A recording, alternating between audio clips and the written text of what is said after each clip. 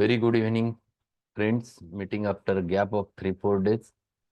We'll start with the philosophy session, and we're discussing regarding the H.A. Roberts philosophy, the chapter number 6, that is homeopathy and the fundamental laws. While discussing this chapter, we have discussed many aspects how H.A. Robert tried to explain the scientificity of the laws of homeopathy in relation with the laws of basic sciences. And he has tried to correlate all those laws with the laws of homeopathy. So he has explained that law of least quantities. He has explained the law of mutual action, or which is also called as Newton's third law of motion, in relation with homeopathy or in relation with the law of similar. And all our laws, they are fundamental because they are related with that. At the same time, he has tried to explain that they are experimented laws.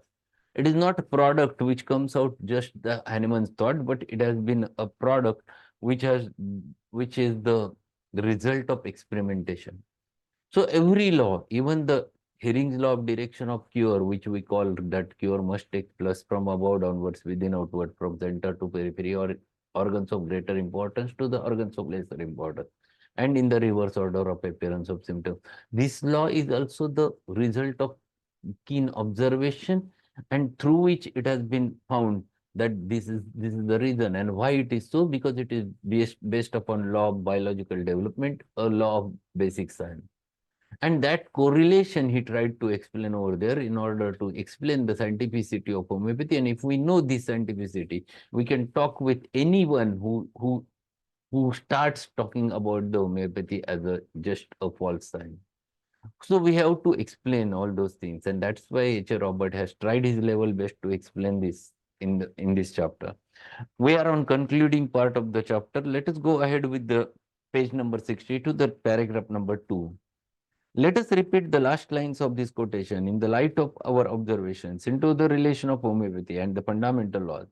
The machine is so beautifully adjusted as to right itself automatically through the mutual action of its various parts, and it is the force which perturbs that eventually restores. This last observation, acknowledged by the most exact of all sciences and deductions from observation of the most observable of all cyclic phenomena, is equally pertinent to the homeopathy and our belief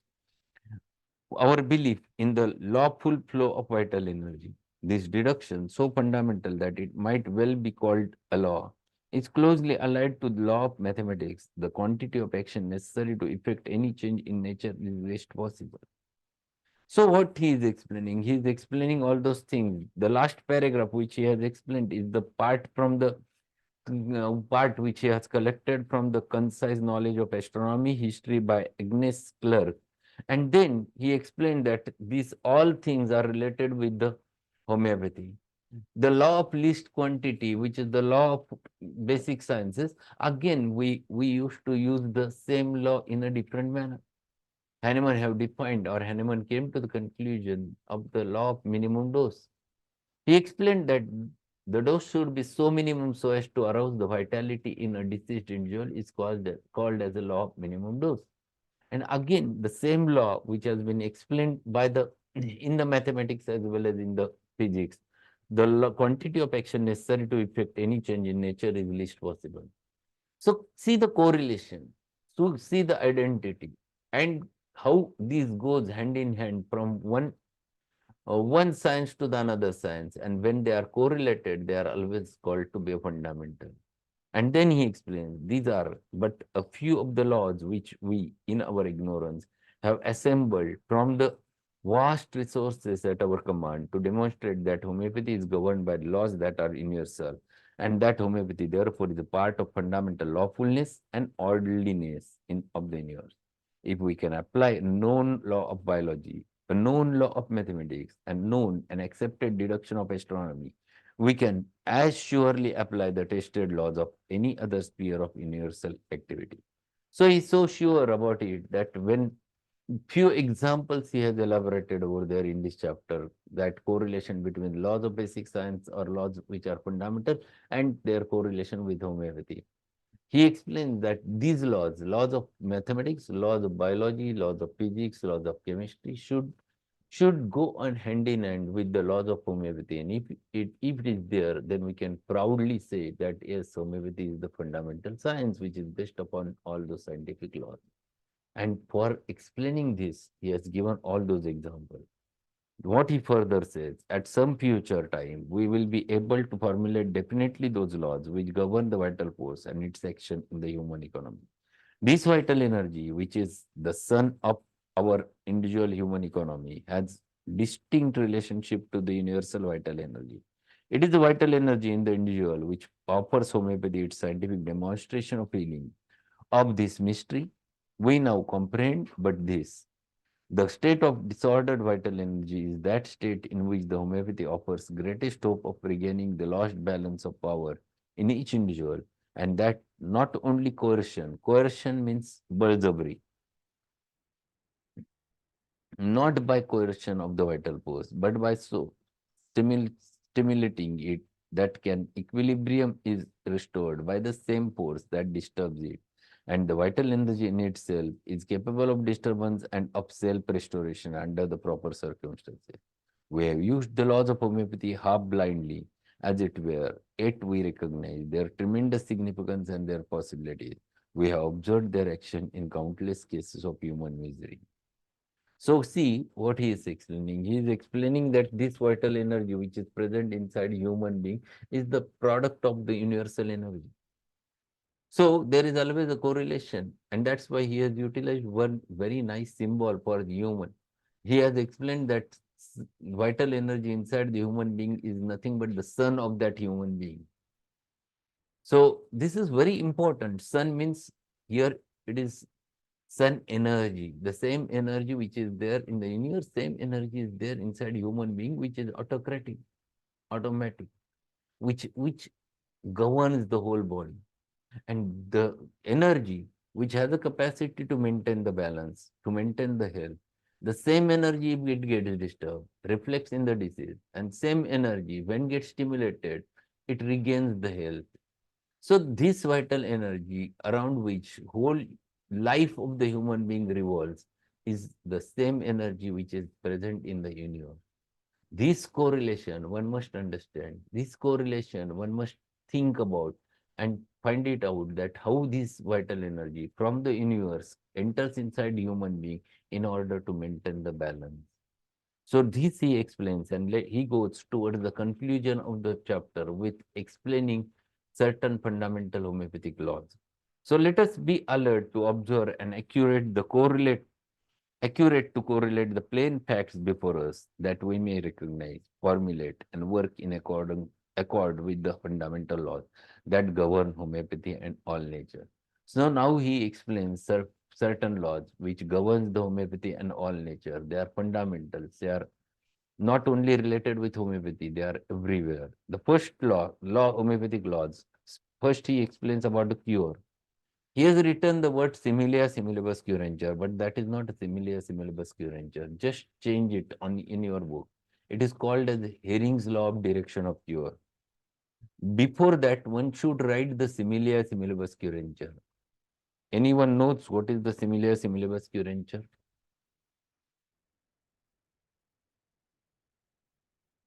Anyone? What is the law specifically in defined way? If it is not, if you don't know, just write it in your book. A drug capable of producing, a drug capable of producing in a healthy human being, a drug capable of producing in a healthy human being, a diseased state, a diseased state exactly similar, exactly similar to that happens in the deceased individual, exactly similar to that happens in a deceased individual, acts as a curative agent, acts as a curative agent if the disease is in a curable state. If the disease is in a curable state. So this is actually ideally a law of similar. Very simple language he has mentioned. A drug capable of producing in a healthy individual a disease state exactly similar to that happens in a diseased individual acts as a curative agent if the disease is in a curable state. This is law of similars. Then he explains the Hering's law of direction of cure, which he has mentioned over there. Cure takes place from above downwards, from within outward, from the more important organs to the lesser important organ, and in the reverse order of onset of symptoms. So this is again related with the cure, the direction of cure. So that is the second law. The third law is specifically of action. So action and reactions are equal and opposite. It is called as law of reciprocal action. It is also called as Newton's third law of motion.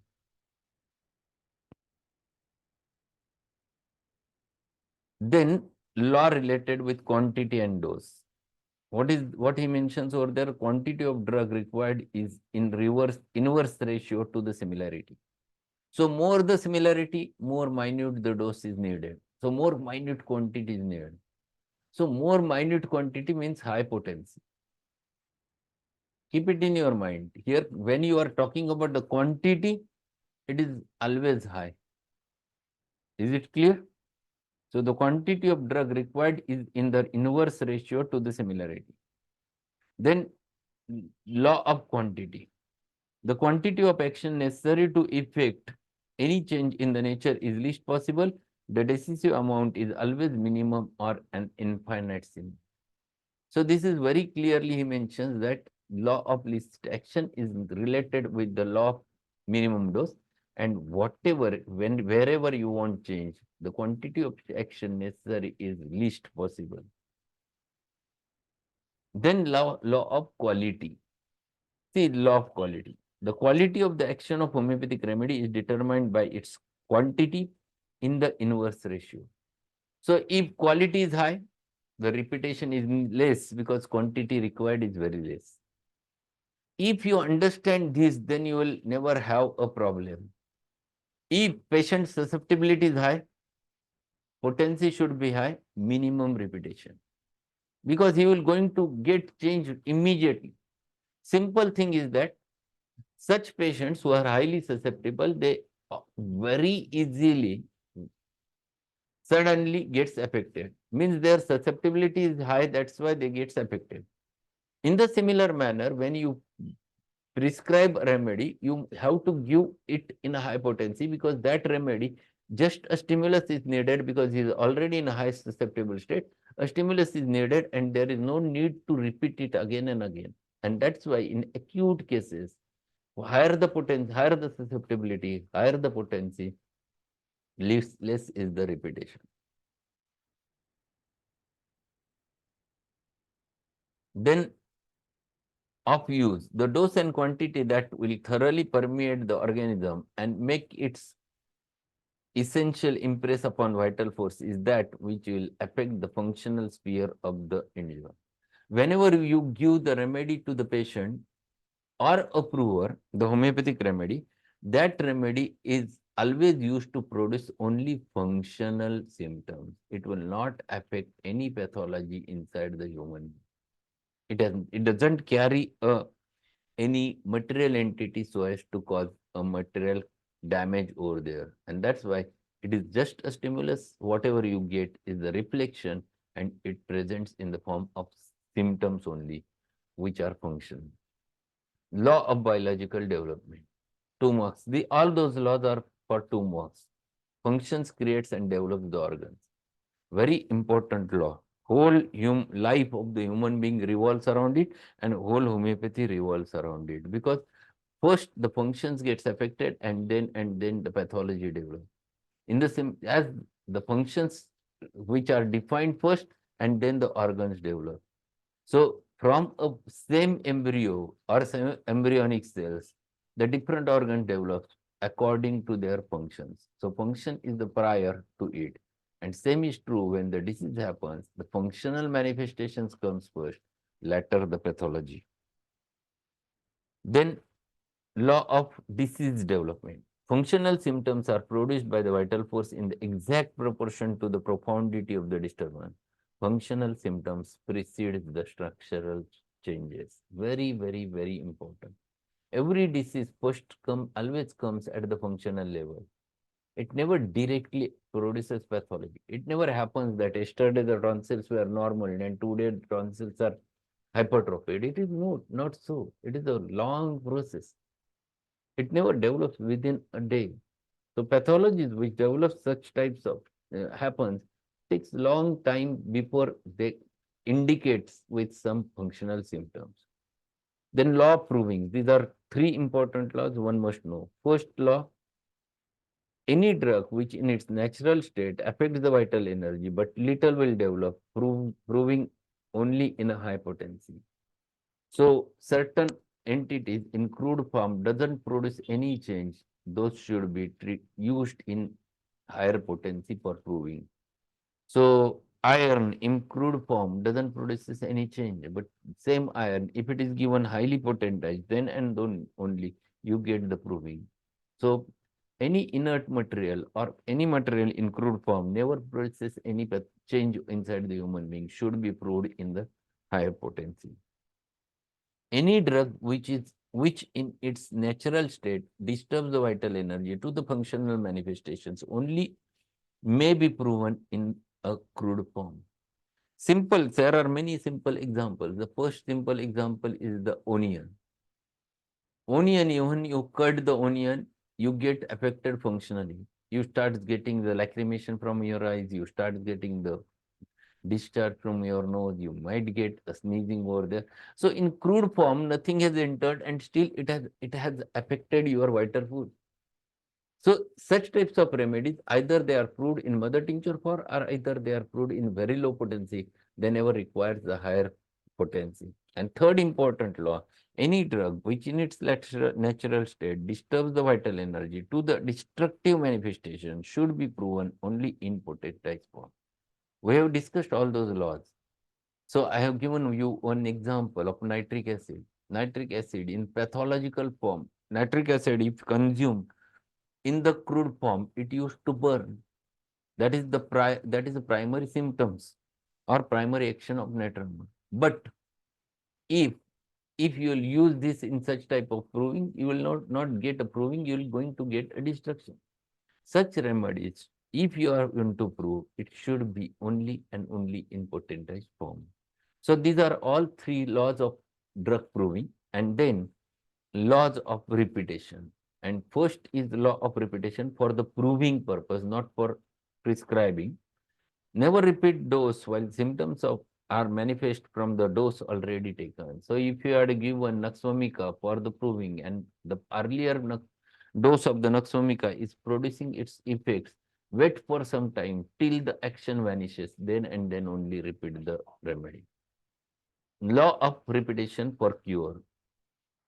Last is very important. Never repeat your remedy so long as it continues to act. So if you have given the patient a lycopodium and patient's remedy is working, patient is improving, wait for second best cry. That's what Kent has said in his repertory.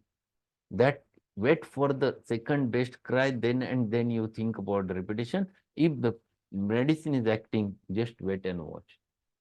So many laws he has tried over here, he has explained over there in relation with the basic sciences and the fundamental or the scientificity of those laws he explained over there. So this is a big chapter. Again, we have finished. So we have finished the chapter number 6 from the Robert, and then we'll turn towards the chapter number 8 in the next lecture. That is taking the case, which is most practical part of this book. So we'll go ahead on next lecture with this new chapter.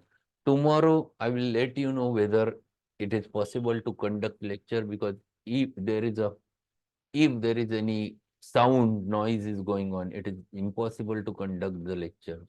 It depends upon the situation. If there is nothing like that, I will going to conduct the lecture. But if it is so, I will let you know on the message. So that's all for today. And today we're going to learn one more remedy at 8:15, which is Helleborus niger. That is new remedy which we're going to learn in today's session at 8:15. So thank you being there. We'll meet again at 8:15. Good night. Thank you, sir. Have a good evening.